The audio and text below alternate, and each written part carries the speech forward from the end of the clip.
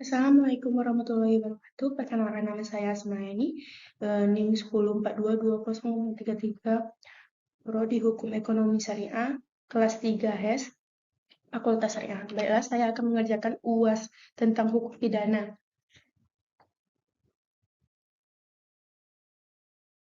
A. Alasan benar dan alasan pemaaf, dan teori penerapan ajaran kualitas. Alasan pembenaran. Kemudian alasan pembenaran adalah alasan yang menghapus sifat melawan hukum berbuat, sehingga apa yang dilakukan oleh pelaku lalu menjadi perbuatan yang patut dan benar. Alasan pembenaran menghapuskan sifat melawan hukum perbuatan, meskipun perbuatan ini telah memenuhi rumusan dalil dalam undang-undang. Alasan benar yang dapat dalam KUHP ialah pasal 48 keadaan darurat, pasal 49 ayat 1 pembelaan terpaksa, pasal 50 melaksanakan peraturan undang-undang, dan pasal 51 ayat 1 melaksanakan pemerintah jabatan yang sah. Pembelaan terpaksa nodeware dalam KUHP dibedakan menjadi dua, yaitu nodeware pembelaan terpaksa dan nodeware ex face pembelaan darurat melampaui batas terhadap dalam pasal 49 KUHP yang terbunyi 1.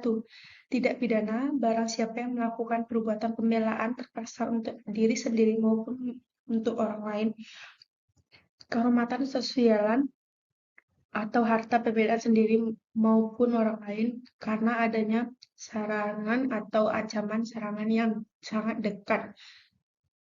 Pada saat itu yang melawan hukum. 2. Pembelaan terpaksa melampaui terbatas yang langsung disebabkan oleh pengucapan jiwa yang hebat karena dirangkangan atau ancaman serangan itu tidak pidana.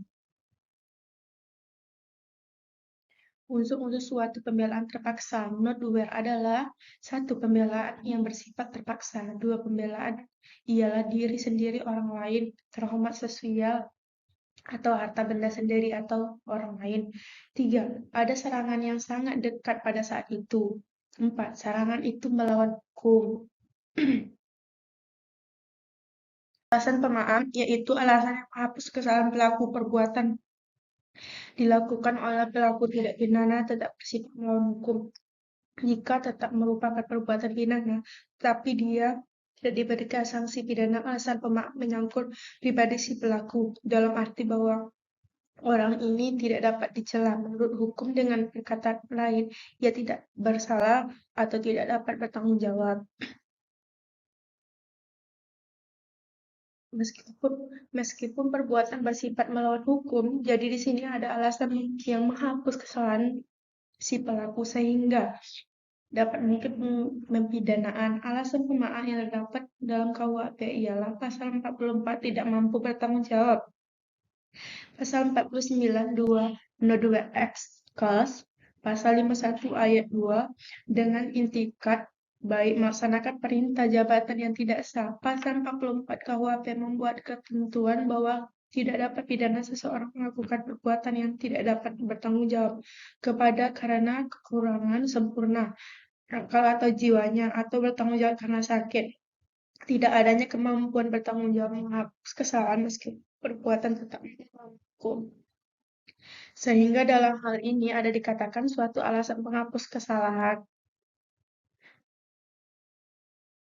Untuk membuktikan apa yang seseorang melakukan tidak pidana ternyata tidak dapat dihukum dengan alasan pasal 44 KUHP, maka kita memerlukan ilmu pengetahuan lain yang dapat membuat yaitu psikiatri preferensi melakukan akan diperiksa oleh seorang ahli dokter jiwa dan selanjutnya dari hasil tersebut akan disampaikan di muka persidangan. Menurut penulisan, alasan ini adalah yang paling tepat ditunjukkan kepada seseorang itu membunuh dan menganiaya anak kandungnya di Desa Tojok, Kecamatan Tojok, Kabupaten Bremnes.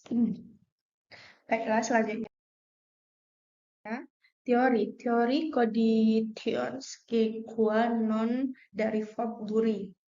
Menurut teori ini, suatu tindakan dapat dikatakan menimbulkan akibat tertentu, sepanjang akibat tersebut tidak ada dilepaskan dari tindakan pertama tersebut. Karena itu, suatu tindakan harus merupakan condition sine qua non, syarat mutlak. Bagi keberadaan sifat tertentu, semua syarat sebab harus dipandang setara. Konsekuensi teori ini kita dapat menuntut tiada henti sebab suatu peristiwa hingga ke masa lalu resquesquent and infinitum. Dalam kasus ini, maka majikan yang menyuruh membantunya membeli suatu ke warung akan disambar petir, atau orang tidak memasang penangkal petir yang di sekitar jalannya yang dilalui pembantu, atau orang lain memberi ide kepada majikan tertentu ada cara untuk membuat orang mati karena disembar petir. Tanpa tahu adanya masalah antara majikan atau pembantunya pun ada dapat dianggap sebagai penyebab kematian pembantu tersebut. Beberapa ahli menyatakan teori ini tidak mungkin digunakan dalam menentukan pertanggungjawab pidana karena terlalu luas. Teori generalisasi dari Traeger, teori ini hanya mencari suatu saja dari sekian banyak sebab yang menimbulkan akibat yang dilarang. Termasuk dalam teori ini adalah teori adekuat dari von Fries, yakni musabab dari suatu kejadian atau tindakan yang dalam keadaan normal dalam menimbulkan akibat atau kejadian yang dilarang. Keadaan yang normal tersebut adalah bila melakukan pengetahuan atau seharusnya mengetahui keadaan suatu itu yang kemungkinan timbulnya suatu akibat. Dalam hal ini, menurut hematnya kami, maka harus dilidiki lebih dahulu apakah majikan memiliki pengetahuan bahwa jiwa keadaan hujan dan terdapat petir, maka besarnya kemungkinan orang yang berjalan bawa hujan dalam sambar petir. Keadaan suatu itu memang hujan lebat dan petir menyambar. Namun ia tetap meminta pembantu keluar membeli barang. Jika iya, maka majikan dapat dinyatakan menjadi musabab objektif dari meninggalnya pembantu akibat disembar petir, karena tidak adanya penyebab lainnya. Memang kelalaian pembantu yang melewati jalan di bawah guyuran hujan dengan menggunakan seluler yang kemudian memancing sambar petir. Kelalaian pembantuan sendiri yang menjadi musabab dirinya tersambar petir. Ada kelalaian orang lain sekitar jalan diharuskan memasang penangkal petir dibangun namun tidak dilakukan. Hal ini merupakan penyebab utama kematian pembantu disambar petir. Ketika melewati pembangunan, dalam teori ini terdapat 3 musabab. Harus dicari pembuatan mana yang paling dekat yang akibat tersambar petir pembantu tersebut. Selanjutnya, teori individualisasi atau pengujian kuasa Proxima. Dalam ajaran cuaca Proxima, sebab adalah syarat yang paling dekat dan tidak dapat dilepaskan dari akibat. Peristiwa pidana terlihat secara concreto atau post factum. Di sini hal yang khusus diatur menurut pandangan individual, yaitu hanya ada suatu syarat sebagai musabab timbulnya akibat. Dalam tataran faktif harus dilihat pembuktiannya. Apakah dalam pembuktian profesif terbukti kematian memang akibat tersambar petir dan petir terpecik karena apa? Akhirnya ditemukan sebab yang paling dekat dan tidak dilepaskan dari adanya sambar petir tersebut. Mengenai pertanggungjawab pidana, maka harus dilihat terpenuhi tidaknya unsur pidana serta unsur kesalahan dari tindak pidana yang dikenakan terhadap terdakwa. Ajaran kausalitas. Ajaran kausalitas, ajaran tentang sebab akibat. Untuk detik materi permasalahan, sebab akibat menjadi sangat penting. Kuasalitas berlaku ketika suatu peraturan pidana tidak bicara tentang berbuat atau tidak pidana yang dilakukan dengan sengaja, namun menekankan pada hubungan antara kesalahan atau tidak kesengajaan, kulfa, dengan akibat. Dengan demikian, sebelum mengulas unsur kesalahan, hakim pertama-tama menetapkan adanya tidak hubungan kausal antara suatu tindakan dan akibat yang muncul.